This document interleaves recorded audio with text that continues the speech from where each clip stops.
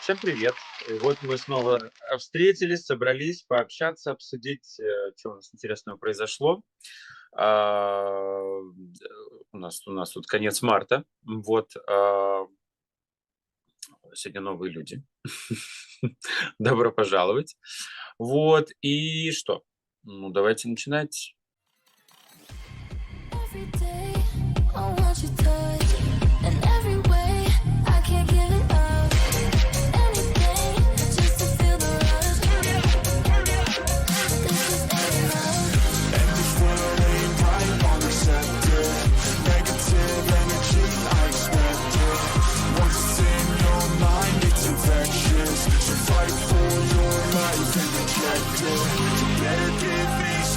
I'm protective. My adrenaline spikes when I'm threatened. And if you stay in my way, I'm aggressive. Cause when there's no exit, I'll kill when I'm desperate. Меня зовут Олег. Сразу могу сказать, что кто к нам присоединился в первый раз, пишите комментарии, вопросы, мы их обязательно обсудим в следующих эфирах. Вот, также к нам можно иногда и присоединиться к эфирам, тоже пишите в комментариях или вот Максиму или мне. Да, а меня зовут Олег, я нахожусь в Нью-Йорке, это наш 4-й выпуск. Движемся отлично. Вот, здесь с нами Максим, Саша к нам вернулся. И сегодня с нами еще Дима. Вот, я думаю, что сейчас каждый о себе что-нибудь скажет. Можно, конечно, сказать какой-то интересный факт. Наверное, интересный факт, что я так скажу. Я был на ретрите для мужчин, которые любят мужчин. Вот, такой вот проходит. Он, наверное, вообще единственный в стране. Да, ну, подробности, наверное, будет чуть позже. Вот. Передаю слово, давайте, Саше. Саша, привет. Да, привет всем. Ну что, хочется сказать, наконец-то весна пришла в Хельсинки. Сегодня первый такой теплый день у нас, и у нас Пасха началась. Вот, будут выходные, приезжают друзья, надеюсь, сходим в гей-клуб, как-то хорошо отметим этот праздник. Красили яйца друг другу? Собираемся. Все, отлично. Это главное.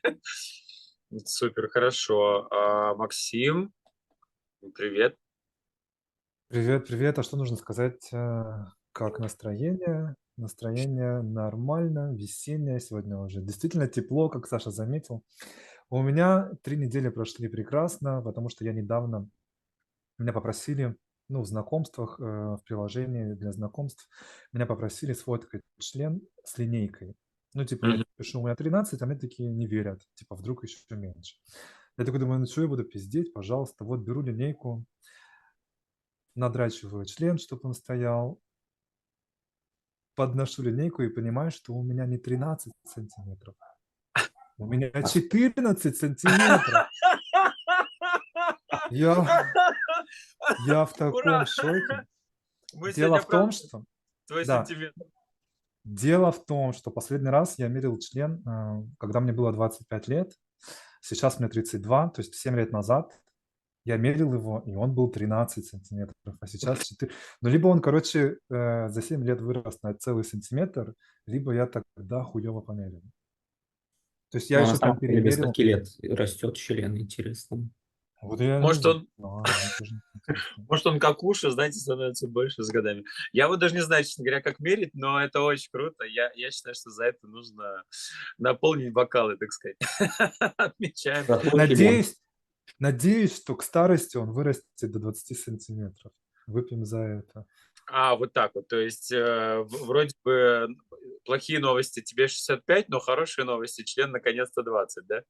Отвиснет, да. Да.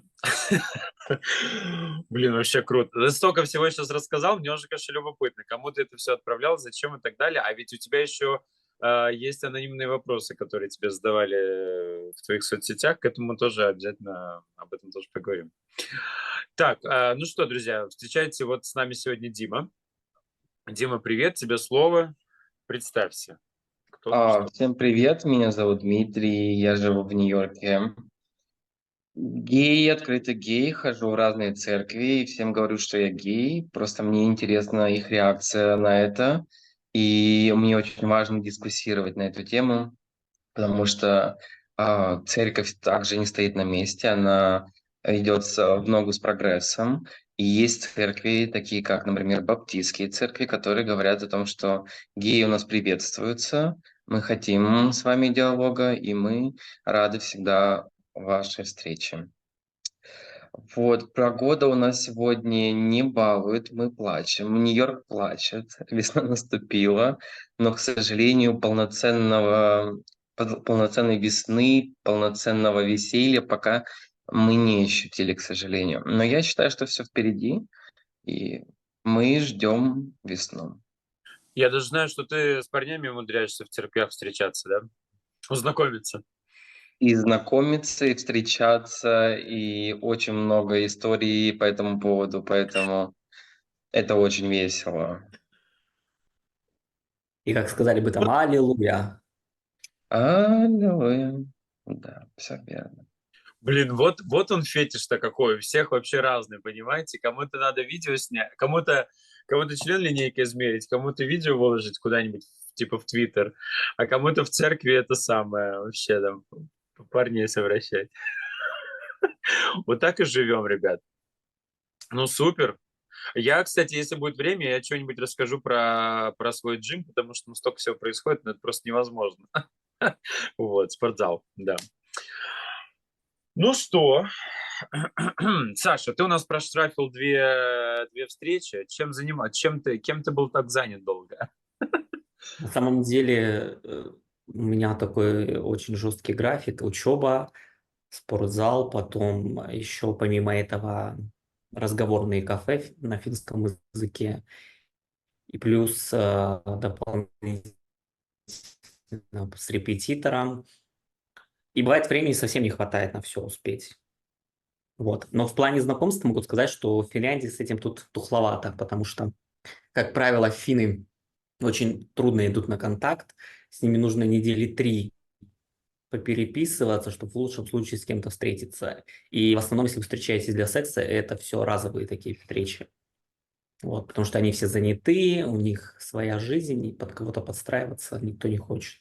Мне вот нечто подобное рассказали про Канаду, что если ты сходил на свидание, то ты должен, значит, ждать минимум неделю, а лучше 2, чтобы человеку написать или позвонить после этого свидания. То есть ты, типа, не имеешь права так часто ему там писать или названивать. Я это обалдел. Мне кажется, это как-то с погодой связано. Там, где холодно, там и люди более холодные. А где ты был, Саша, в других каких-то, может быть, странах, где все происходило более быстро, легче и так далее? Были какие-то опыты? Ну, мне кажется, проще всего в теплых странах. Вот я ездил в Черногорию, там, в принципе, встретиться для секса с кем-то проблем нет. Тем более сейчас очень много русскоговорящих релакантов, так называемых, там живет.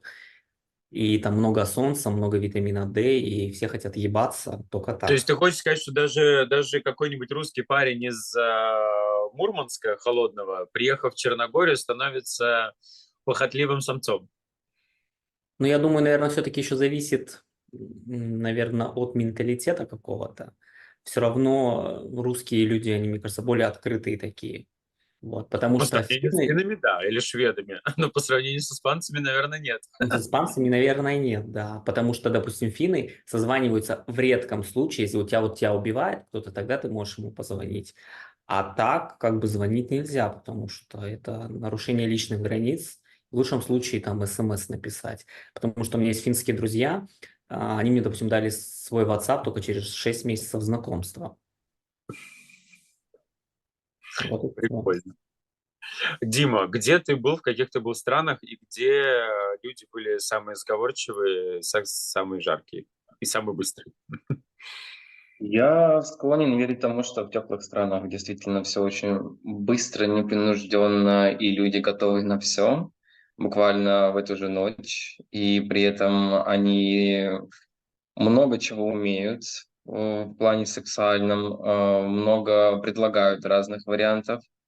А если это северные страны, то там они более закрыты. Я конкретно был на Кубе, я был, в Мексике был, в Америке, в России был, в Германии моей любимой. Кстати говоря, по поводу Германии. Одна из самых любимых моих стран. Там просто что-то ночью происходит невероятное. Там очень много пати, которые предлагают разную тематику. И это всегда происходит с такой бешеной мужской энергией, которая, все время вспоминаю с каким-то, конечно, трепетом, потому что помню первый секс с немцем. Это было под крышей, это было невероятно. И тогда я узнал, что такое прэп впервые. Вот, поэтому тогда я узнал многие другие вещи в сексуальном плане, которые я тоже никогда до этого не использовал и не пробовал. Немцы раскрепостили меня и дали такую сексуальную свободу, которой никогда не было ранее. То есть у тебя в топе немцы и Германия, да? Только немцы и Вау. только немцы. Да, это правда. Кто еще был в Германии? Макс, ты был когда-нибудь в Германии? Нет? Я столько наслышан, особенно от русских парней про Германию, что она у меня не была как бы в списке, но теперь она немножко поднялась, так сказать. Да, Саш? Ну, я был в Германии много раз. Ну, я в Берлине не был, конечно, я был в небольших городах, где у меня живут родственники, но там как бы вообще фиг с кем встретишься на самом деле. Либо тебе пишут какие-то арабы, которые там живут, и ты как бы не понимаешь, вообще стоит с ними встречаться или нет. Либо надо ехать там за 20 километров куда-то, непонятно куда, не имея машины, если ты приехал просто в гости, да. Так что нет, опыта нет. А что с арабами-то не так? В основном пишут такие, знаешь, уже заплывшие, такие, которые вот там хотят тебя, грубо говоря, только поиспользовать в своих целях, и все. Арабских. Да, арабских целях. Что бы это ни значило. Я понял. Макс, где ты был? Где у тебя вот лучше всего складывались? Арабская ночь. Да, да, да. Была песня. Слушай, ну я, наверное, считаю, что дело не в странах, а в городах конкретно. Вот это моя такая позиция, потому что я могу сказать, что я вообще мало был. Я был только в Прибалтике, наверное, в Польше, в Беларуси, в России, больше нигде не был. И ну, самый классный секс, самые приятные встречи были в Петербурге. Вот, у меня лично. Ам, Да, больше ничего не могу сказать. А сколько тебе лет было на тот момент времени? Ну, последний раз 2 года назад. Вот. Я имею в виду, когда ты вот ощутил лучший секс в Питере. А, Когда мы были молодыми. Я, наверное, нет, я могу сказать так, что я раскрываюсь конкретно в отношениях. То есть мне очень сложно подпускать не подпускать, раскрываться именно перед каким-то другим человеком. То есть это какой-то этап должен пройти. И потом уже я раскрываюсь, и все, я не могу остановиться.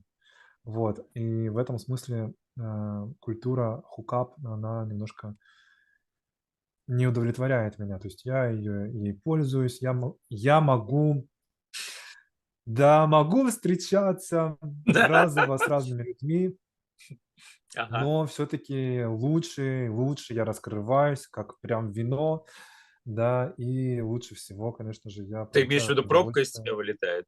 Да, прямо с того места.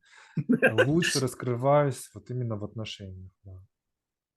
Извини, перебью тебя. Не знаю, мне кажется, я могу раскрыться в любой момент, если мне парень нравится. Я понимаю, что мы встречаемся только для секса. Потому что у меня были такие, ну, не отношения, ну, наверное, отношения чисто для секса. С парнем мы с одним встречались только для секса. И я понимал, что мне ничего с ним не светит, потому что ему это не надо. И всегда было все как в первый раз с ним.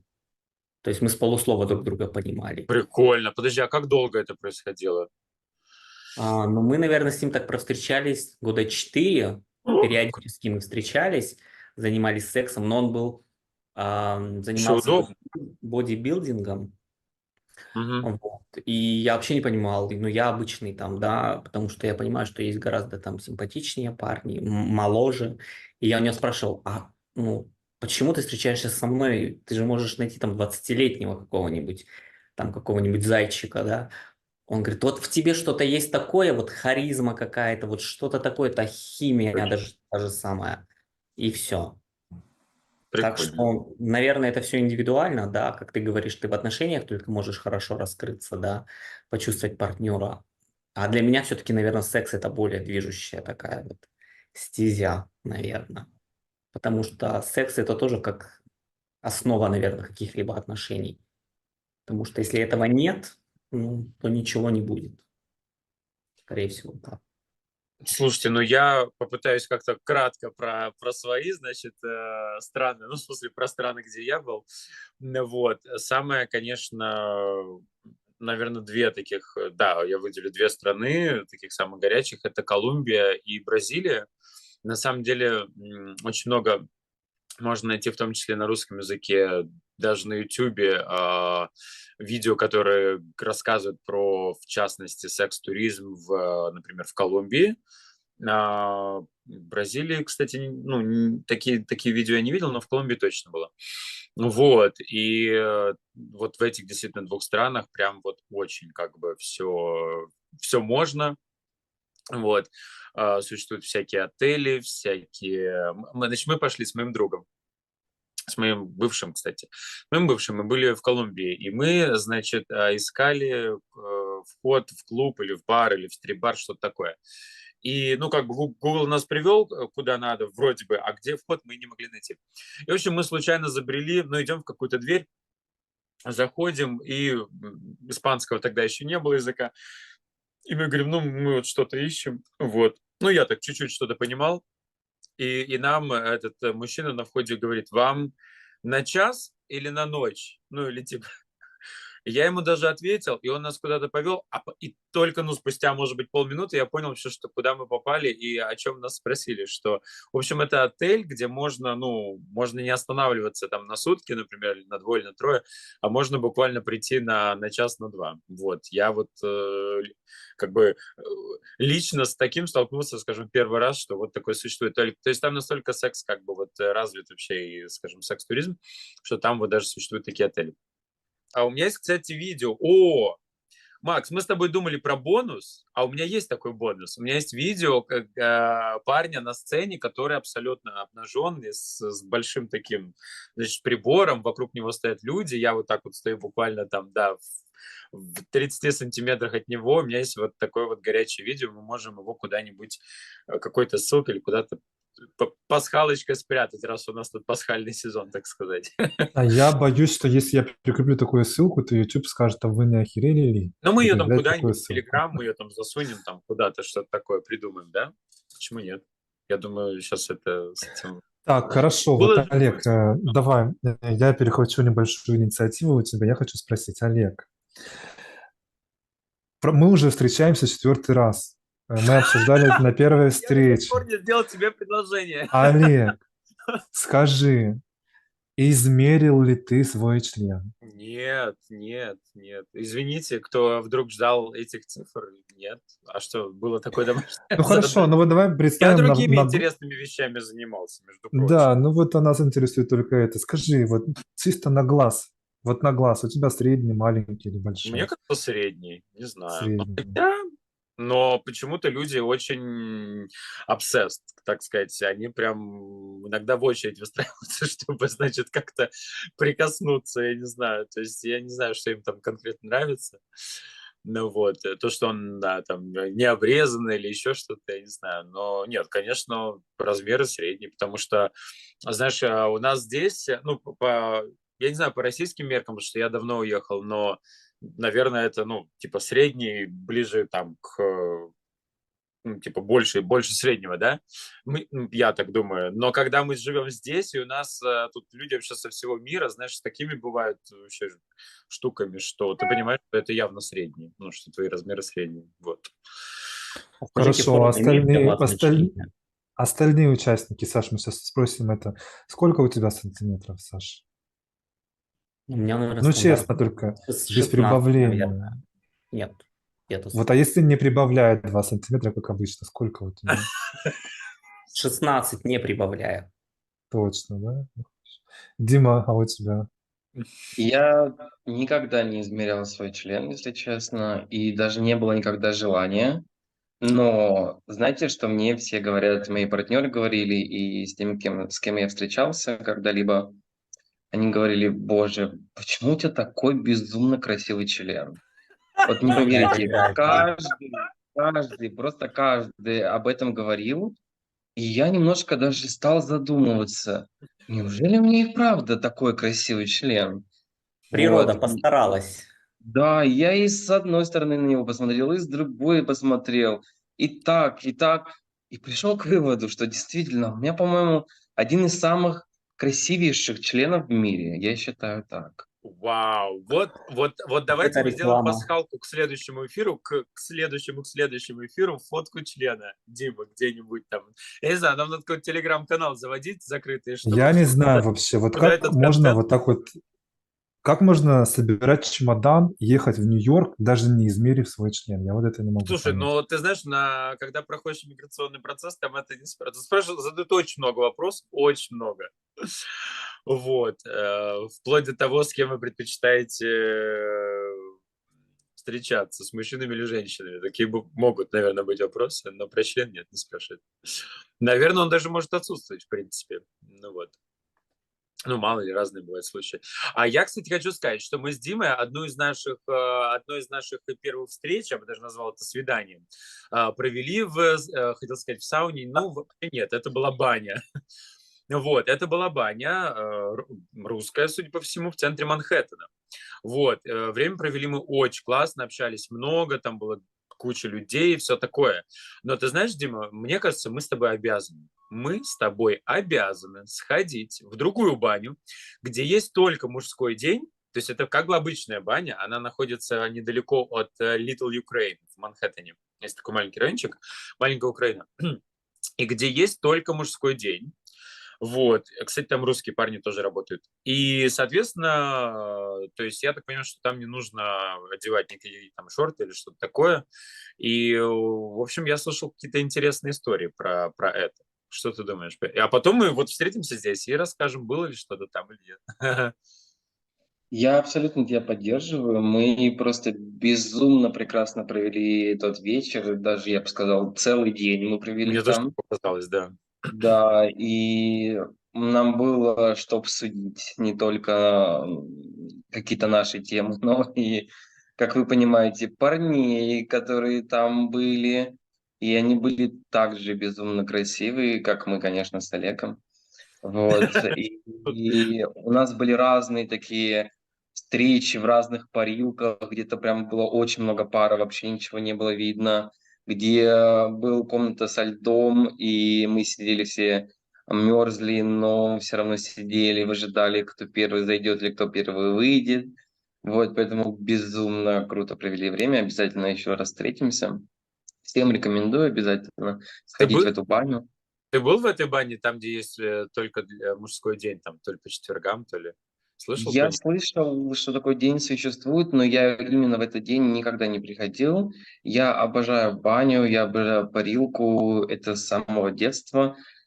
У меня в крови, и я ванну принимаю просто часами, настолько я люблю воду и бани, и все, что с этим связано.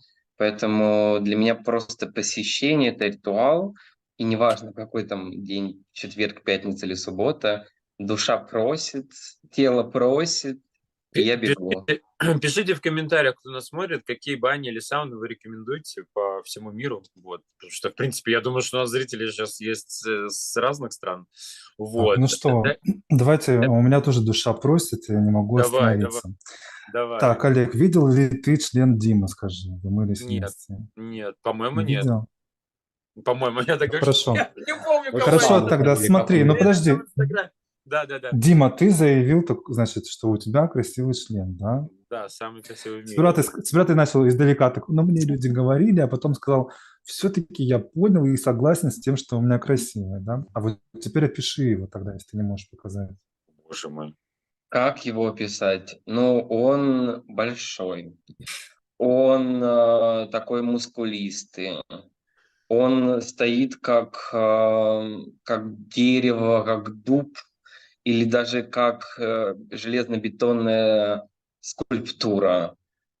Все линии его пририсованы в абсолютных деталях. Все очень красиво, все очень эстетично. И если присмотреться к нему, прям нужно долго всматриваться. Знаете, это как картины из нашего детства. Были такие журналы, когда нужно было картину разглядывать с очень близкого расстояния и со временем ее отдалять. И только тогда ты узнаешь, что именно там нарисовано. Вот если вы будете очень долго вглядываться и постепенно приближаться, а не отдаляться к нему, то я думаю, что целый мир откроется вам. И не только. Я вообще-то осенью планирую визу делать в Америку. Приеду, проверю. Слушай, ну хочешь? Саш, давай У меня так. такое чувство, Я- что ты только сейчас это решил, нет? После такого После такой описания. рекламы. Да. Подожди, Саша, Да. хочешь, я проверю лично, что действительно оно все соответствует, а потом тебе скажу, делать визу, ну, как бы, есть смысл или нет. Да, я все равно приеду, даже если и не проверю. Отлично. Слушай, а ты хочешь как просто посетить, как турист или... Да, ну, я или хочу так? просто приехать. У меня же много друзей живет в Нью-Йорке тоже, 2 друга лучших. И хочу на Новый год приехать, если получится. Это как раз много Новый друзей, а год. потом, точнее, 2 друга лучших. Слушай, ну подождите, ну что-то Но вы если вот тебе не о надо том все рассказать про горячие говорите. места, мы тебе расскажем. Ну, или я, по крайней мере. Подождите, все, вы вот сбиваете все. Давай, Макс. Дима, ты сказал, что он как дерево смотрит вверх. Ты имеешь в виду, что он стоит как бы вот так или вот так? Как он стоит у тебя? Покажи. 90 градусов, да, вот под 90 градусов измерьте, да, Нет, это... прямее, больше к себе даже еще, ближе к себе, да. А он у тебя обрезанный или не обрезанный? Нет, у меня не обрезанный, А головка большая. да. Да, а вот скажи, а каким цветом он у тебя, темный или светлый? Ну, как и у всех, мне кажется, есть две составляющих. Это сам член и головка члена, и они немножко разных вариаций существуют. Конкретно мой ствол белый, как и кожа у Белоснежки, с розовыми мышцами и кровеносными сосудами, как лицо Белоснежки. И сама головка члена, она слегка розоватая. С чем бы ее Грудь делать. сравнить? Как, наверное, с помадой от Прада, такого в нежно-розовом оттенке. Боже, прям Я чуть писал. не захлебнулся слюнями. Слушай, Дима, Это было вообще невероятно. вот скажи, а ты какую роль исповедуешь, активную или пассивную? Ой, хороший вопрос. Мне кажется, с годами мы такие исповедальные практикуем, что даже сложно сказать, к кому именно это можно отнести или к чему именно. А, Честно говоря, по настроению, но ближе к пассивной роли, я скажу так. Так что, У Саша, меня оставляй вопрос. ты там свою визу. У меня вопрос, Дима, могут ли тебе люди писать в DM, например, в сообщения, кто будет нас смотреть, если мы оставим ссылку на твой там Инстаграм или Телеграм, что-то типа того? Но, скорее Да, всего, они конечно, будут с просить удовольствием. прислать член. Они будут просить показать Нет, член. ну там уже Дима решит, что делать. Можно им писать тебе или нет? Нужно, я холост в активном поиске. Отлично, все. Парни, пишите, ссылочку мы прикрепим. Вот. Или в И комментариях. что по итогу? То есть вы хотите сказать, что у меня самый маленький член? Ты Слушай, об ну, этом думаешь е- все это время? да, все эти годы, ты понимаешь, Слушайте, ну Максим, хорошо.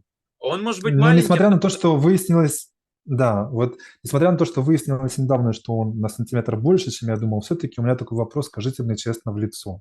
Что вы думаете о 14 сантиметрах? я Ты считаю, знаешь, что главное им пользоваться. А сколько там сантиметров? У меня были партнеры с разными абсолютно размерами. Главное им пользоваться. И у меня даже были партнеры, у которых в принципе не вставал, например. Меня это никак не расстраивает. Ну, всегда есть, я считаю, что всегда есть чем заняться человеку. Ну, в сексуальном плане. Ну Поэтому я не да, понимаю, как... Я думаю, тебе надо выкинуть эту линейку, сжечь ее вообще. Вот, и забыть думать о размере. на самом деле, да, много же есть, тот же петинг, да. И если ты парню нравишься, то, мне кажется, неважно, какой у тебя член, вы получите удовольствие вдвоем. Вот. Потому что у меня были парни, у кого и был 20/6, и 14, и 16, и было все классно. Потому что у вас вот эта химия происходит между вами во время соития, так сказать. И все получится. То есть, мне кажется, не надо об этом думать, потому что у меня маленький, там как-то... Как бы это Подожди, самое но последнее, о чем ты должен думать на самом деле. подожди, а, кстати, если ты в пассивной роли, так вообще какая, ну, например, да, то какая разница вообще, какой размер, например? Я не понимаю, почему ты вообще так думаешь о размере, Макс?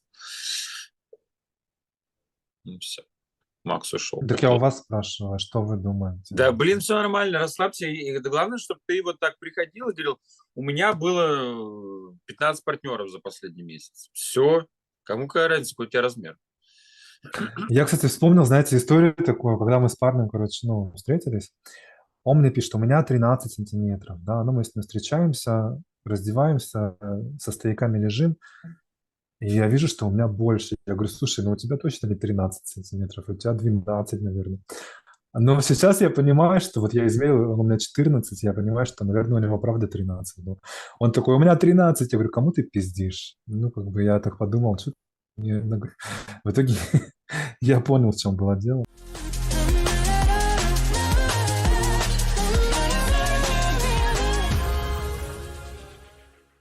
В общем, когда я общаюсь с друзьями-геями, и когда мы говорим про путешествия, почти все так или иначе говорят про, ну, как бы, в итоге говорят как бы про секс-туризм. То есть они говорят про Мексику, они говорят про Бразилию, они говорят про Испанию, про Германию. И первое, что у них, как говорится, в их этих самых, это они говорят про те места, куда они пойдут, про, как это называется, про нудистские пляжи, например, и так далее.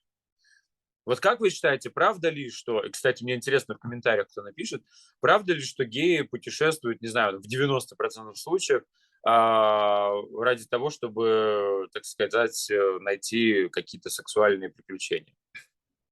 Я думаю, что 90%, наверное, что да.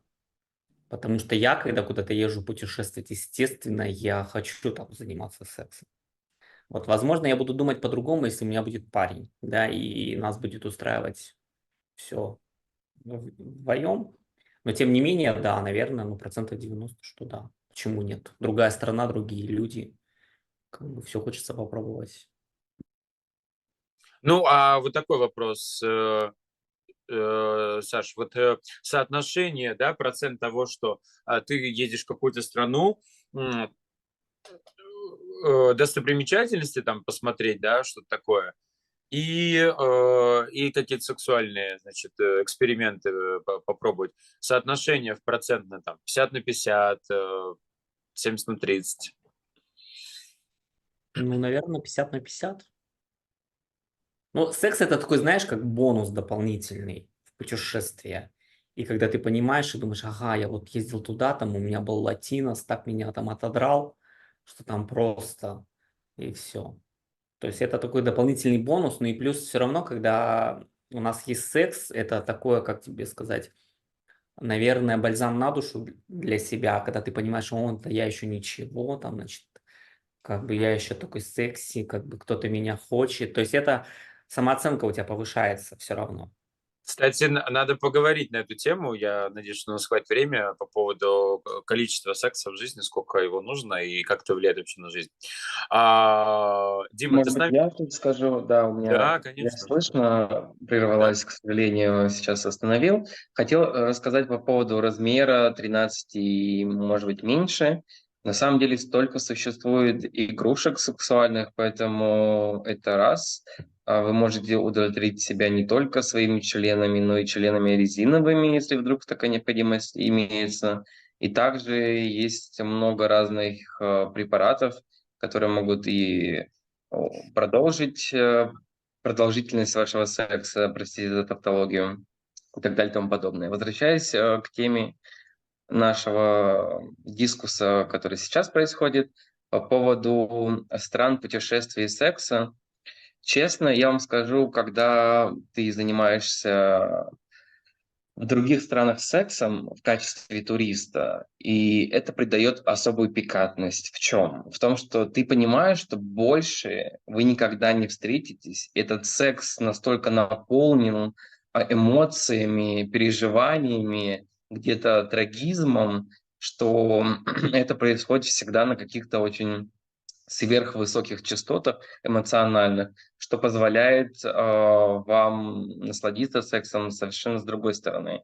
Просто когда это обыденность повседневная или там раз в недельная, или у кого чаще, может быть, у кого-то реже, то это все перетекает в какие-то русла обыденности и, может быть, повседневности. А когда ты с каждым разом испытываешь такие чувства, да еще и с разными национальностями, это, конечно, оставляет след до конца твоей жизни, и ты будешь об этом вспоминать и в 90, и в 100, и в 60. Ну вот раз ты это упомянул, коротко можешь ответить на вопрос? Ты готов к открытым отношениям? Хороший вопрос. Я вообще собственник был всегда и всю жизнь, но я готов экспериментировать, и у меня такой open mind. Все отлично, спасибо. А а какой был вопрос?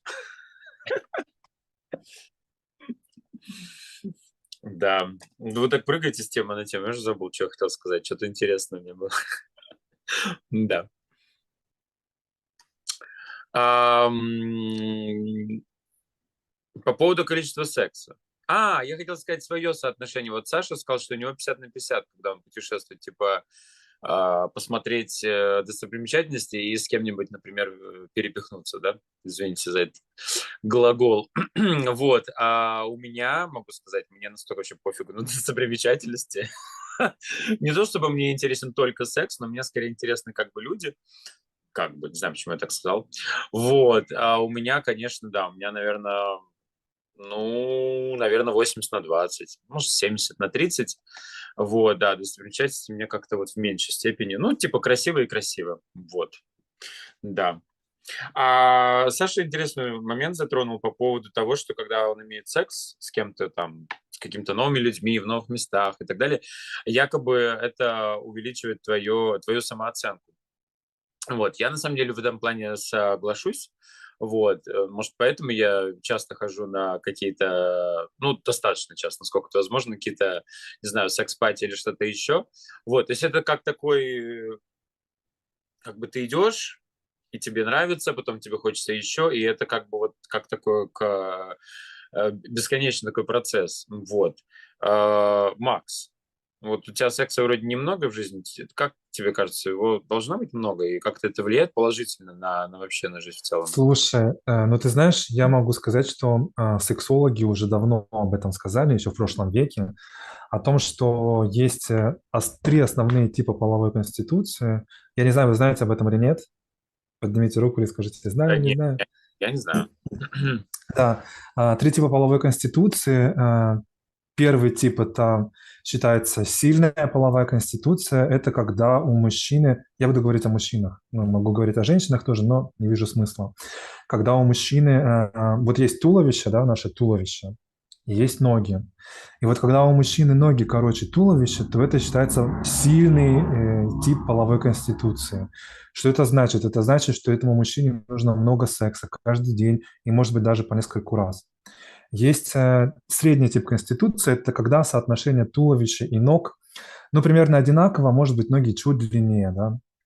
И таким мужчинам в среднем нужно 4-5 раз в неделю, может быть, даже 3. А есть слабый тип конституции, это когда вот туловище и длинные ноги. И считается, что у мужчин с длинными ногами, у них слабая половая конституция. Есть исключения, конечно, сейчас я скажу об этом. И таким мужчинам нужно, ну, там, один раз в неделю, может быть, даже 2 раза в 2 недели.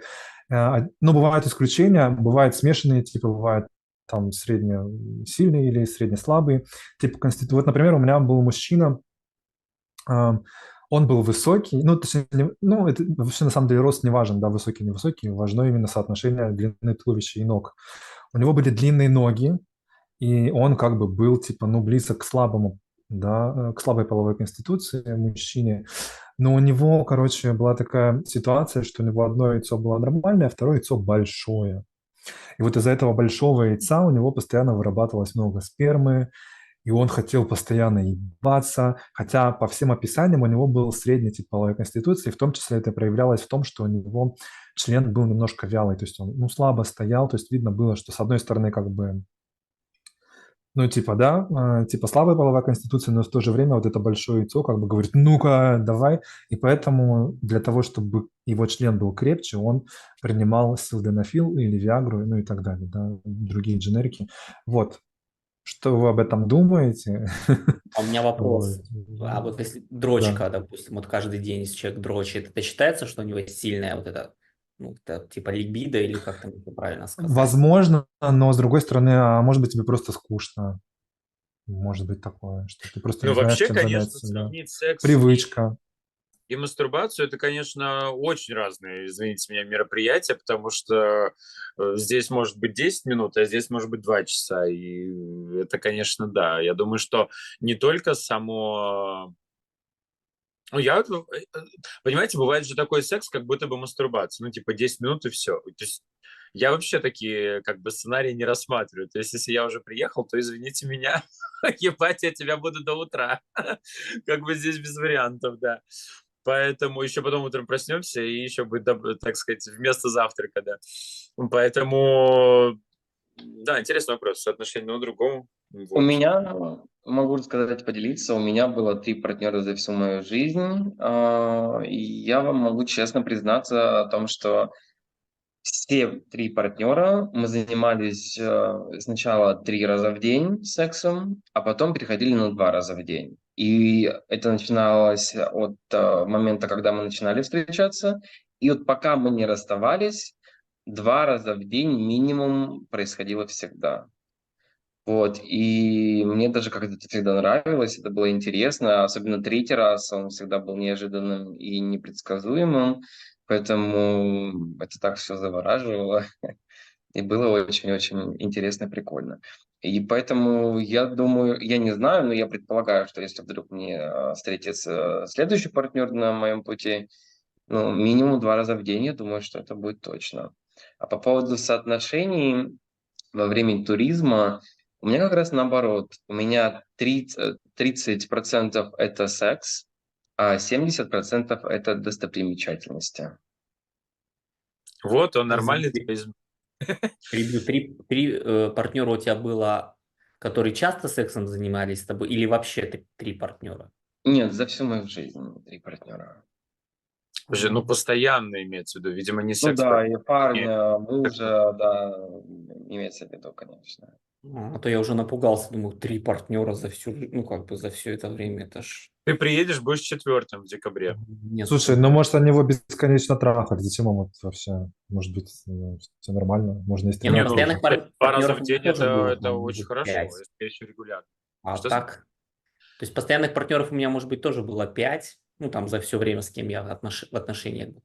А так, если просто секс, ну там, может, человек 300, наверное, наберется. Тоже хорошо. Что-то как-то мало. Слушайте, я, кстати, хочу вот поговорить на такую тему, как лексика, да. Вот вы заметили, вот тут есть кто-то младше 30, скажите? Да, я есть. Я сейчас Сколько оброс тебе и лет? потолстел, но мне еще нет 30, да. Ну, сколько тебе? 29,5. Ну, я не говорю о таком, вот, но еще до 30 точно. Макс, кстати, Ну, не забудь про рядышком или анонимные нет? вопросы. Наши зрители ждут. Мы тоже. Просто смотрите, я что замечаю, вот я просто пересматривал наши видео с вами, да, и в том числе, Олег, ты говоришь, сейчас мы с парнями там обсудим что-то. И я так думаю, мне 32, какой я парень, я уже мужик, блядь, мы все мужики. Я просто представляю, как вот люди, допустим, да, особенно вот эти вот 20-летние или там 17-летние такие, включают наши видео и такие, мы с парнями. И он такой, чего? Мужики, вы что, блядь? Или еще, знаете, вот это вот, ой, мой парень там вот там такое сделал. И я смотрю, а там мужику уже 40 лет. Ну, допустим, да, при общении. Я просто к тому, что вот мы часто геи, ну или Да бисексуалы, мы нет, говорим это же не парень, относится к мой парень. возрасту. Это боль, ну, А просто как половой ты же признак. всегда парень в душе. Да. Ну, Не, ну, не сейчас факт, мы с может мужчинами, ну, быть, это я было бы, что-то в принципе, больше. я начинал наш эфир, и сейчас мы с мужиками тут вот обсудим, значит, у кого там чего. Ну, а что, по-моему, это Ключ очень сексуально звучит, У кого что... ключ на 12, а у кого на 18. Ну, одно дело, если это ролевая игра, там можно как-нибудь, да, а так, Можно ну, называть друг друга, да, как-то. Да. Я всегда в отношениях называю только уменьшительно-ласкательными какими-нибудь словами: зайчик, котик, и так далее и тому подобное. Поэтому я даже считаю, что это вот это сексуально, вот это возбуждает. Котик, ты сегодня приготовился к нашей встрече или как-то еще, может быть, да? Поэтому Ой, ребята, по поводу встреч. Ой, я должен вам это рассказать, потому что я не мог сдерживать своих эмоций. Я ехал домой, вокруг меня было куча людей. Мне кажется, я смеялся там просто на всю вообще, значит, вот, вселенную. Да, значит, в моем спортзале, я же обещал вам историю про спортзал. Вот давайте я хотя бы одну расскажу, хотя бы одну. Потому что у истории на самом деле предполагается продолжение, поэтому в следующий раз я расскажу, как бы, что произошло на самом деле. Да? Вот мы как раз сейчас находимся на таком пограничном состоянии. Значит, в спортзале у меня какая-то локация просто невероятная, там вообще просто весь контингент, который вот мне прям по душе. Да, и значит, кстати, welcome, приходите, кто недалеко живет. И значит, там куча парней, таких молодых, очень много молодых парней, симпатичных, все. И, значит, один раз нужно было, короче, открываю грайндер, и я как раз находился в той локации, недалеко от джима, вот, и смотрю парень, которого я в грайндере, которого я видел в джиме, и он мне прям, ну, прям понравился, я его видел много раз, он на меня смотрел, я на него и так далее. Ну, и у него там, значит, есть Инстаграм в его грайндере. Я, значит, ему на Инстаграм написал. Все, он мне ответил. Мы начали с ним общаться. Вот пару месяцев общаемся. Он просто уезжал на 1,5 месяца из Нью-Йорка. Вот. И, короче, мы с ним тут переписывались и договорились, что, ну, давай встретимся. Типа, у тебя, у меня. Я говорю, давай у тебя встретимся. Вот. И, значит, у нас встреча, ну, мы назначили где-то на следующую неделю, да, в общем. И вчера мы с ним встретились в джиме. И он был опять с его друзьями, их трое. Вот. Ну, мы там, значит, поулыбались, все, привет-привет.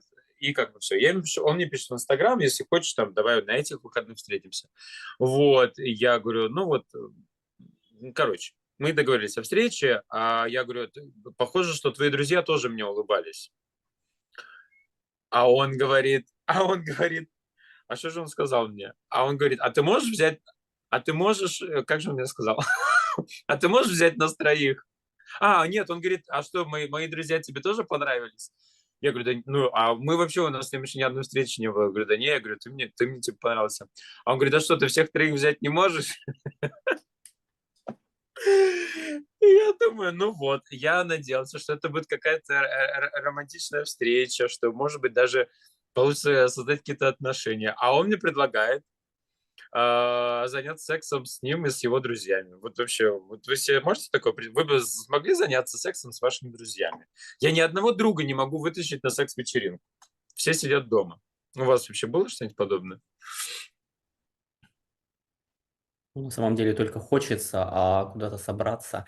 Тут же зависит еще от компании, какая компания. Все равно должно быть количество людей столько, чтобы тебе в процентном соотношении плюс-минус все нравились. Вот. Вот А тебе же не когда обязательно что-то с ними делать. Подожди, нет, если идешь на секс-вечеринку, ты можешь с кем угодно. Ты не обязательно должен что-то со своим другом делать. ну, именно брать, Но в вот как данной ты говоришь, ситуации, там, да, меня типа, удивило то, что в он мне этой предлагает ситуации. заняться сексом с ними, со всеми вместе. И А может, я, он пошутил? Может, это была шутка?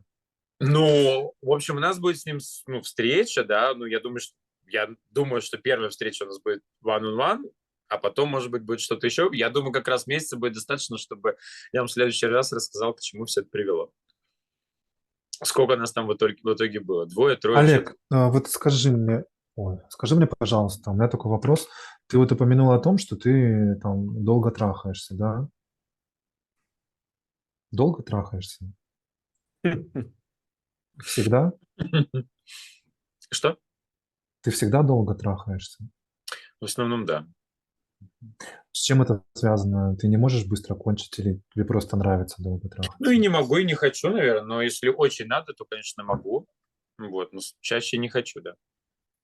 Это как А в с кем? Советском Союзе, простите, что внедряюсь, как в Советском Союзе, когда дефицит всего был, и тебе говорили, ну, так, Вместо одной доедать банки с все, сгущенкой не покупал три. выбрасывать. И Олег также говорил, ну, если я приехал сегодня вечером, то до То утра всё. уже все, весь график забит, и тут уже никуда не деться, поэтому я буду до Но то же утра. самое, Дима, происходит на тех же каких-то вечеринках, где просто сотни парней, и где у меня в руках один, ну, в другом месте, да, а еще двое-трое, я уже, помните, как первую ягодку беру, на вторую смотрю, а глаза уже смотрят на кого-то другого, на второго, на третьего, то есть, несмотря на то, что кандидатов много, я все равно пока как бы с одним, вот, то есть я не прыгаю с одного на другого, или А скажи мне вот такой долго. вопрос.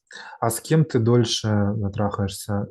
С кем первый раз или с тем, с кем уже там Первый раз, ты несколько раз? первый раз Ты дольше. хочешь его впечатлить? Нет! Ты чего? Я сам удовольствие получаю. А что тебе больше нравится, Очень когда много, тебе... очень много, А что тебе очень много больше парней, нравится, очень, Олег? очень много парней мне Когда... говорили, типа спрашивали, когда я закончу, а все или не все, и так далее. То есть в основном меня они останавливают, а не я пытаюсь что-то. Скажи мне, тебе больше нравится в активной или в пассивной роли?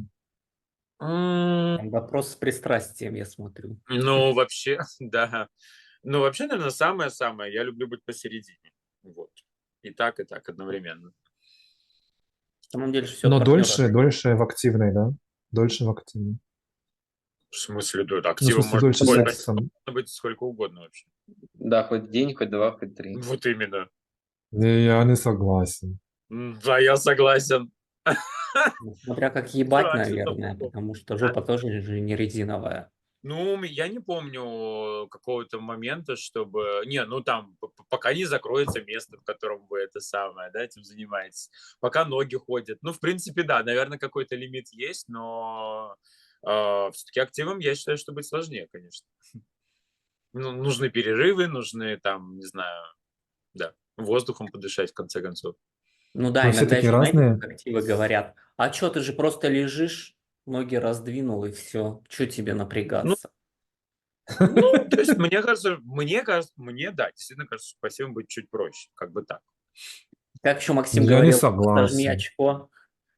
Да. Ну, Это очень хорошо, сложно. Это надо... я так скажу, активом быть сложнее, я считаю. Вот давайте так Но скажем. в любом случае, нет, согласен, в процессе, да, но, допустим, пассиву нужно готовиться, брить жопу, блядь, Какая делать разница? клизму, Я говорю питаться, про саму эту самую. Слушай, ну, активы тоже, знаешь, не уродились, как уродились, и все. Тоже надо как-то за собой следить и прочее, поэтому нет. Не-не-не, не надо. У меня был один такой парень, которому нравилось, что я приезжал к нему домой, всю ночь его, значит, трахал. В какой-то момент я даже устал от этого. Вот. И один раз мы вроде договорились с ним встретиться, ну, что я к нему приеду, но у меня в тот день было очень много работы, ну, я как бы не ожидал, да, и я понимаю, что я приезжаю домой, и я просто к себе, да, мне нужно приехать к себе домой, а потом поехать к нему. А это там почти час езды.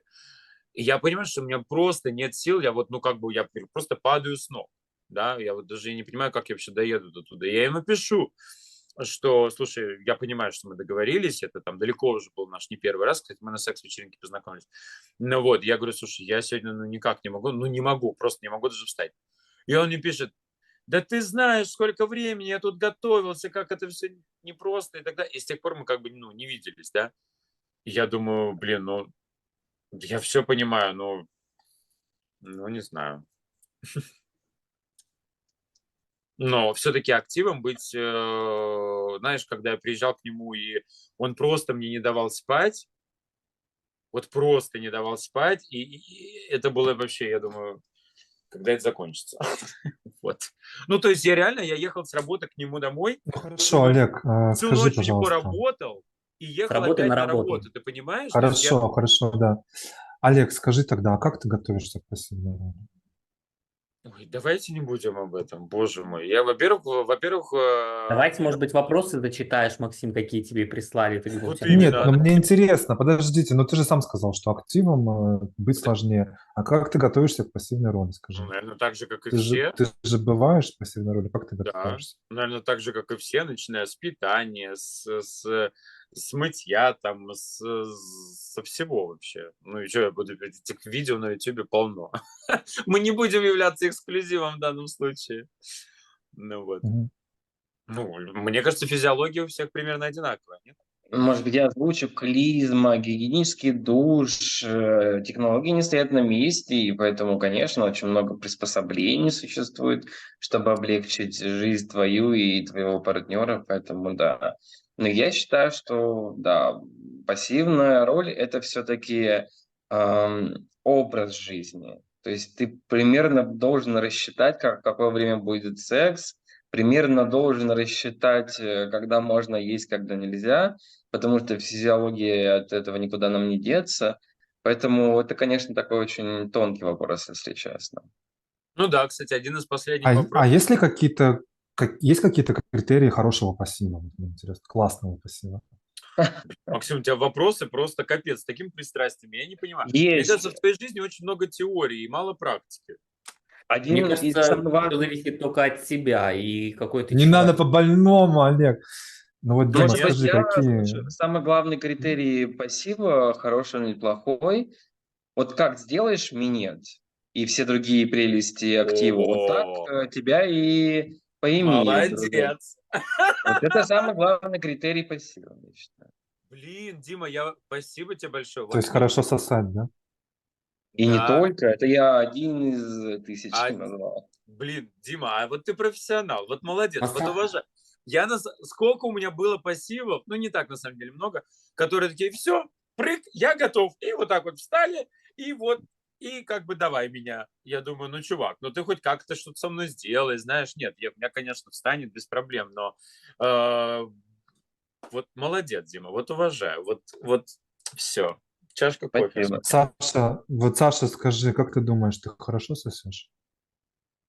Ты знаешь, честно я тебе скажу, все зависит от размера, потому что у меня рвотный рефлекс, и ты тут хоть что сделай, никуда не денешься. Но я считаю, что если тебе парень нравится, ты ему так отсосешь, что он просто будет на седьмом небе.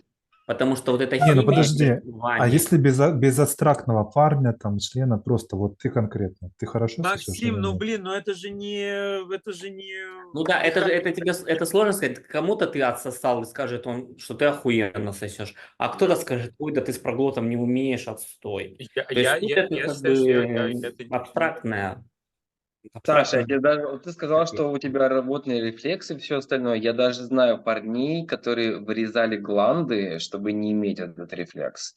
такой. Ну, Поэтому ты знаешь, на самом деле я, наверное, больше люблю анальный секс, нежели оральный.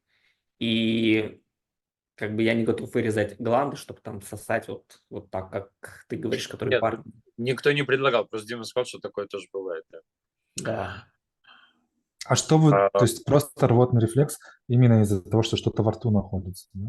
Ну, скорее всего, да, потому что, ну, если член, допустим, там 19 сантиметров, и хочешь, чтобы ты... И, и, и он хочет, чтобы ты полностью его взял, потому что ведь Да. бывают такие, то есть если там большой, ну ты можешь как-то его обойти там стороной, да, но если он там вот так вот тебе нажимает, то извините меня, да. А А про если запахи, вот размер мне большой, то... интересно, про запахи члена. Ну перестань, ну Олег, ты подожди, смотри, да Олег, ты что ж ты сегодня ведешь меня себя как секунду. Шарлотта. Так, ребята, напишите в комментариях, кто согласен или кому-то уже кажется, что у Максима давно не было секса, потому что у меня ощущение, что меня Да сейчас ну нет, понимаете, ну в прямом дело эфире. не в Давай, расчехляй свои Пойдем в анонимные этом. вопросы, потому что мы тоже хотим на них Ну ответить. хорошо, давайте вот у меня последний вопрос, а потом я перейду к анонимным вопросам. Вот запах члена. Вот если, ну вот, Но допустим, вы встречаетесь с парнем, он достает, никаких вообще запахов. Ну, то ну есть, вот он Если нормально. достает, человек ходит например, в душ, все хорошо, у него нет никаких болезней, ну, как, грубо говоря, можно же чем-то болеть, когда запах плохой, да, выделяется у члена, это же человек может чем-то болеть. А если все нормально, то и запах нормальный. так, это уже теория, вот давайте представим конкретную ситуацию. Вот вы встаете на колени, он достает грязный у член и меня говорит, было, у соси. меня было такое, я Что будете делать? Ну, ты ничего. говоришь, Сосать. извини, Да. сходи в душ, Тёма, полосни свой профессионал, агрегат. молодец, Дима. Ну да, вот эти, кстати, истории про туалетные всякие, когда парни встречаются или мужчины встречаются в туалетах, я вот это я не могу, потому что я даже свой член никому не хочу давать, если я понимаю, что он там, ну как бы я в душе был там, не знаю, больше, чем 6 часов назад, что-то типа такого. Да, мне надо быть чистым. Макс, ну Ну ты давай, какие-то твои очевидные вопросы. вопросы задаешь. Я даже не понимаю, честно говоря, что ты пытаешься, что мы тут скажем? Да, блядь, топтайте На погрязнее. самом деле все у тебя в голове, то есть, как бы, Ну, вопрос. Непонятно. А Все, профилы существуют, если вдруг интересно, и многие ну, другие вещи. слушайте, например, «Золотой дождь», я окей с этим, но если он происходит, например, где-то в душе, типа, да, то есть, вот, мгм. Саша, в декабре увидимся. Да, вот. Кстати, мне рекомендовали одну эту сауну. Дима, ты был в ней? Ну ладно, нет, по-моему, ты не был. Не буду рекламировать, я сначала попытаюсь все-таки туда сходить. Мне сказали, что она на самом деле не такая плохая, как какие они отзывы. Вот, может быть, за этот месяц схожу и Э- расскажу. Что это Это новое, которое в Бруклине было построено?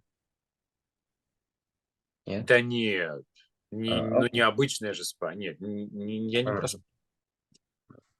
В Бруклине, кстати, есть вечеринка, где берут обычную спа. По-моему, там раз в месяц она все проходит, берут обычную спа, закрывают и делают там гей-пари. Да, вот такое есть. Максим, тебе задавали анонимные вопросы. Давай, их у тебя много, потому тебе на них придется ответить. Ну, не на все, и на какие-то мы можем тоже ответить из них. Так, да, но мы договорились, что мы все сделаем объявление в наших социальных сетях своим друзьям, и они спросят нам анонимно, зададут вопросы, чтобы мы не знали, кто это. И вот мне задали вопросы 20, примерно 20 вопросов анонимных. Я отобрал, я думал 9, оказалось 10. Да, а вы отобрали какие-то вопросы, вам присылали вопросы? У меня просто русскоязычных подписчиков в Инстаграме крайне мало. Мне нужно писать на английском, на испанском там, и так далее. Вот. Я, если честно, А, не делал. а они Телеграмом не пользуются. Поэтому, короче. Поэтому я О, готов отвечать на твои вопросы. а я сегодня новенький, поэтому мы все готовы тебя слушать. Окей, в общем, ну, на самом деле вопросы не сильно жесткие, но просто вопросы. Такой первый вопрос. Сколько тебе было лет, когда ты испытал первый оргазм с мужчиной? Прикольный вопрос. Так, но мне было 19. А что ответите вы? Мне Мне, 17. мне было 20, наверное, 20, почти 21, и это было в машине. Ну, а я, наверное, испытал первый оргазм. Это была полюция, когда мне приснился сон, как меня одноклассник ебет. Ой, это прикольно. Нет, не первый оргазм просто, а с мужчиной. Но с мужчиной в 19 лет, наверное, тоже. Так, значит, Дима самый первый, да? У Димы в 17. Да, я даже могу два слова сказать об этом. Это было на первом курсе университета на кафедре моего парня, где он работал. То есть ты сдавал сессию, да? Нет, это была кафедра, это такое место, где лаборанты работают и делают разную научную работу. Вот, собственно говоря. Это была научная работа, да, эксперимент, Это была скажем. научная Это работа, была очень научная Да, работа. хорошо. да, и научный эксперимент. Прикольно. У меня, кстати, первое время было сложно с этим, потому что я был в пассивной роли, и это было больно и неприятно. А еще, знаете, это было в нулевые годы, в то время, когда пользовались детским кремом, блядь, вместо смазки. Ужас, какой, я не могу это вспоминать. Для рук, да. И А ну, не то для есть, хуев, да? Почему не существует детского крема для хуев? да, к сожалению. И первые разы были больно, я не мог довести себя до оргазма. Я помню первый раз, когда я, значит, сверху на него сел и начал прыгать, оседлать, и я почувствовал, как мышцы тазового дна начинают сжиматься, и тут я понял, вот оно. Да, это было прикольно. Но Да, нужно следующий сказать, вопрос. что... Одну минуточку. Нужно сказать о том, что самый лучший секс я испытал, это был секс в душе. Я не знаю почему, но вот стоя в душе, это самый лучший оргазм, который у меня был когда-либо. А у вас, кстати?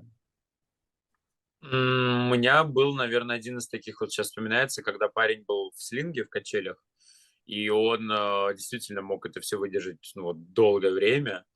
И он ни разу меня не спросил, ну ты там все или не все, потому что меня вот это как бы немножечко так останавливает, да. Вот, типа ты скоро или не скоро, он вообще нет, он прям получал удовольствие вместе со мной, и оргазм был. Да у меня много. Нет, у меня еще один был в Бразилии. Ой, да, давайте на следующий эфир при эту историю сохраним. У меня Значит, много. лучшие оргазмы в следующий раз. Да? Да, почему нет? Давайте, все, запишем. Мгм. Давай, Макс, следующий вопрос. А, Куда тебе больше всего нравится кончать? Вот такие вот у меня друзья вот такие вопросы спрашивают. Прикольные вопросы. Ну, Но если честно, вот если почему-то мне нравится на лицо. Да. супер. Хочешь быть Прям, молодым? Вечно прям даже, молодым. знаете, Нет, вот стоп, самое тебе, честное, подожди, тебе или ты? нет, чтобы я на лицо. И самое главное, знаете, прям в глаза. Ой, ёпта. У меня это было очень много раз, и они такие, бля. Да-да-да. Глаза. Вот как будто бы, знаете, вот такое чувство, типа, я знаю, что тебе будет плохо потом, но я хочу это, да. Как будто специально. Ах ты ж сука какая. Так никто с тобой второй раз не встретится. Так, ну я не буду показывать этот эфир. Так, а вы Не, куда у любите нас количество кончать? подписчиков и просмотров растет только с каждым разом, поэтому, знаешь, земля круглая. Значит, ты любишь кончать на лицо, правильно понял? М. Ну, я очень часто я кончал на этот самый, типа на грудь, вот так вот. Мне кажется, что-то такое, да, то есть как бы не совсем прям на лицо, потому что не все, может быть, это любят, но и как-то вот. А если тебя партнер просил, допустим, там, кончи мне в рот? Да, такое было, да. Кстати, я не очень люблю, ой, когда они берут в рот, я кончаю, я не очень люблю, потому что я все-таки люблю как-то быть... а, ой, у меня просто все активизировалось сейчас. Ребята, у нас только четверг еще, подождите, все начинается только завтра. Давайте как-то придержим коней. И я Фух. бываю крайне редко в активной роли, но если я бываю в активной роли, то, конечно, только в анал мне больше всего нравится кончать. Почему? Потому что это еще продлевает ощущения и продлевает секс. Это когда все вместе, и потом еще больше, еще лучше все скользит. И это как-то мне очень нравится, да. Супер. А у меня, кстати, знаете, такая ситуация. Я когда кончаю, у меня головка прям супер чувствительная становится. И поэтому я не люблю, когда ее там в рот или трогают. Все, у меня прям начинает прям Мгм. больно, как будто, да, становится. Да, Вот. там Я думаю, может, каждое, кто-то с этим каждое, сталкивается. каждое неверное прикосновение, оно там, да, очень такое, очень чувствительное. Давай следующий вопрос, потому что я знаю, у тебя много. Да, да. Мгм. Следующий вопрос. У тебя есть какие-то нереализованные варианты секса, которым хотелось бы заняться? Какие классные Вот. вопросы вообще, ребята. Пишите нам больше вопросов. Вы вообще огонь просто. Комментарии, да. Да, пишите в Слушай, а комментариях. может быть нам оставить, Ссылку может нам прикрепим. оставить Да, в ссылку описании. на анонимный чат, да? Да. Вы Да, пишите. чтобы они... Если вы не хотите писать комментарии в YouTube, по этой же самой ссылке пишите. И можете, если этот вопрос кому-то конкретно адресован, пишите кому. Да, вот наши имена написаны. И мы в следующем Да, да. эфире ответим обязательно. Макс будет, И то есть короче... это будет ссылка на анонимные вопросы, и вас никто не сможет идентифицировать. Вот. Да, и Можете не даже мы, париться. да. То есть или ко всем В общем, европам, какие у тебя есть нереализованные варианты секса, которым хотелось бы заняться? У у меня меня это есть. было, У меня есть. да, вот у меня был один раз случай на пляже в Анапе. Мы, значит, с парнем лежали, солнышко, море, и мы, значит, ласкали друг друга, но мы не трахались, мы просто там петинг, да, вот это вот все. И мы уже почти были близки, но там пошла группа людей, и как бы, блин, ну, мы не могли ничего сделать, потому что это все-таки Анапа, да, это обычный курорт. Мы остановились, и Это же больше у меня не все-таки было Анапа. возможности. Да, и потом я уехал из Анапы, и я вот вспоминаю иногда, думаю, блин, так хочется все-таки вот как-то вот я не реализовал в тот раз, и вот, хочу с кем-то. Да, а в Бразилии есть такой пляж, где даже порно снимают, настолько там как бы все это доступно и открыто, да. Ой, даже прям оргии целые. Вот, а у меня есть такое это самое, что присутствие, я вот ищу, не то, что я прям ищу, конечно, вот мне интересно почувствовать, что я буду чувствовать, когда будет девушка присутствовать, то есть мужчина, пара мужчина и женщина, то есть как бы и ее как-то задействовать я не хочу, но вот она как бы присутствует, ну так, насколько там, не знаю, насколько, чтобы, в общем. Вот, мне кажется, что это как-то очень, так, очень жарко, ну вот. Интересно посмотреть, как я себя буду в этот момент чувствовать. Вот. Пока мы там с парнем будем веселиться. А можно я Хороший тебя вопрос, спрошу, можно, да. Дим, М? Подожди, вопрос такой, Олег, прости, я такой, это зануда. Вот ты сказал про девушку. Девушка тебя интересует просто любая девушка или конкретная ситуация, что мысль о том, что это ее парень, что ты трахаешь ее парня, что тебя больше заводит? Нет, может быть, просто девушка. Да. Дима. Окей, Дим, говори, что ты. Да, я многое пробовал в жизни, но мне кажется, лучше и вот прям фантазия, которую хотел бы реализовать, если бы в кругу сидели люди разных возрастов, начиная от пожилых, заканчивая молодыми, меня ебали бы, при этом такой очень жаркий молодой парень.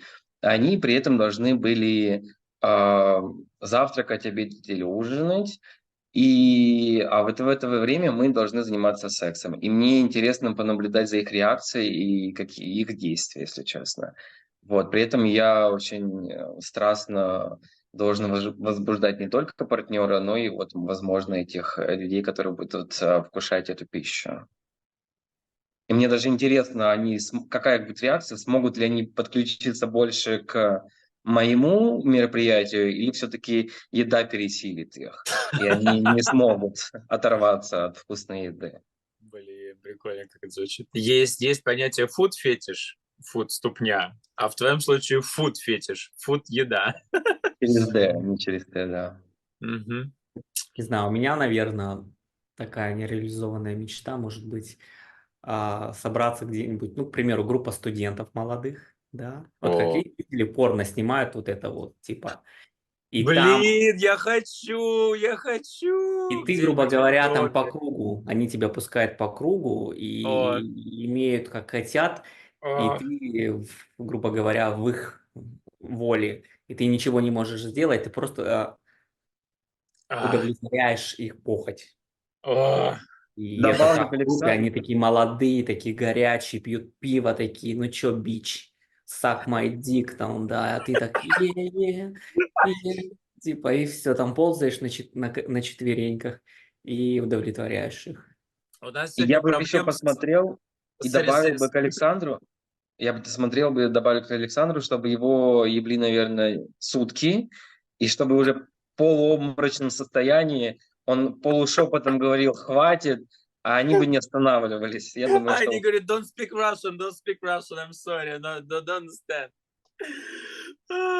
I love it. What? И продолжали What? suck my What do dick. you mean?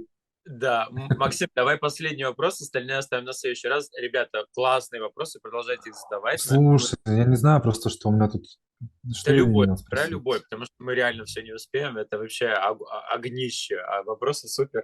Да, на самом деле время у меня уже тоже скоро Да, кончится. давай, Макс, выбирай. Хорошо.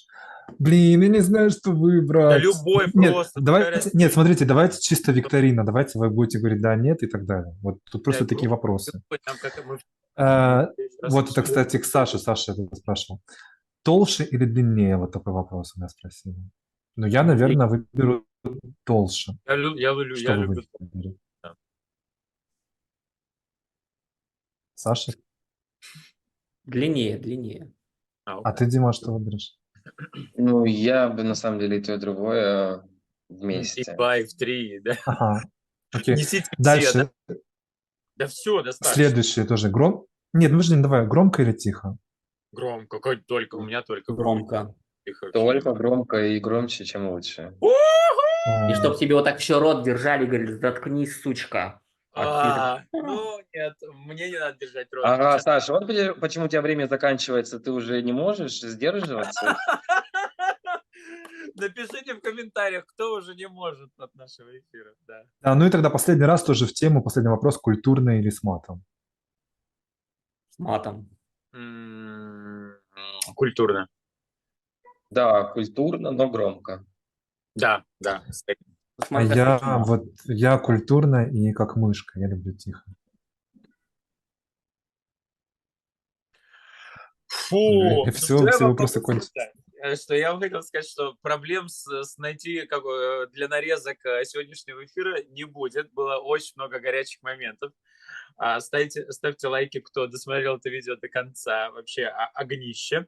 Я думаю, что хорошо, что мы встречаемся раз в месяц и не чаще, потому что такое вот это все нужно еще переварить. Я бы, честно говоря, сам бы этот эфир 1,5 часа не осилил просто посмотреть целиком за раз. Тут как бы реально надо перекуривать, на мой взгляд. Было все очень круто. Дима, welcome, спасибо. У тебя был Спасибо отличный за приглашение. супер истории. Саша, мы рады видеть тебя снова. У Макса там взаимно. у Макса в жизни не так много, зато в нашем эфире просто все время какие-то сплошные стояки. Да, ничего с этим поделать нельзя. Значит, ищите ссылочки на нас, кто хочет с нами связаться в описании к этому видео. Пишите Диме, если у кому-то хочется, Максиму, мне, Саше. Вот, обязательно пишите ваши классные анонимные вопросы, либо пишите комментарии, просто огонек ставьте в комментариях, тоже хорошо. Ставьте лайки, подписывайтесь на канал. Сейчас Максим пойдет это видео обрабатывать, делать его красивым, интересным.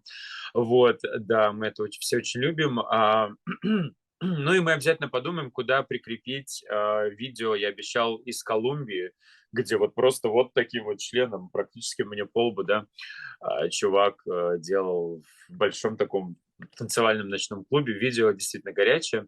Я сначала поделюсь с парнями в чате, да, судя по всему, а потом мы придумаем, в какую ссылку его спрятать. Вот, на этом, собственно, все. Увидимся с вами примерно через месяц. Всем огненного дня, вечера или ночи. Увидимся снова. Пока-пока. Пока. Пока.